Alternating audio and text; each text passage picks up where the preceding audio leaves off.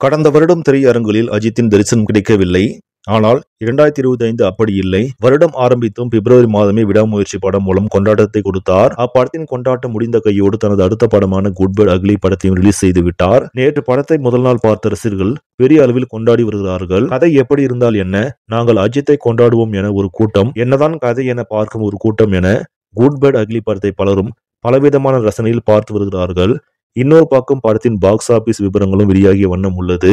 அதன்படி முதல் நாளில் சென்னையில் மட்டுமே 4 கோடி வரையிலும், தமிழகத்தில் 50 கோடியும், ஒட்டுமொத்தமாக உலக அளவில் 80 கோடிக்கு மேலாக வசூலித்திருப்பதாக செய்திகள் கூறப்படும் நிலையில், இரண்டாவது நாளிலும் தன்னுடைய வசூல் கணக்கை தாறுமாறாக அதிகரித்துள்ளது குட் பேட் அக்லி திரைப்படம். அதன்படி 2 நாட்கள் முடிவில் உலக அளவில் கிட்டத்தட்ட 120 கோடிக்கு மேலாக வசூலித்து பாக்ஸ் ஆபீஸை கதறவிட்டுக் கொண்டிருக்கிறது. படத்திற்கு தொடர்ந்து ஆதரவு கிடைத்து வருவதால் நிச்சயம் இப்படம் முதல் வார முடிவிலேயே 300 கோடி வரை வசூலிக்க வாய்ப்பிருப்பதாக சொல்லப்படுகிறது. சரி, நம்மளே இந்த செய்தி உங்களுக்கு பிடிச்சிருந்தா லைக் பண்ணுங்க, ஷேர் பண்ணுங்க, மறக்காம இந்த சேனலை சப்ஸ்கிரைப் பண்ணுங்க. நன்றி.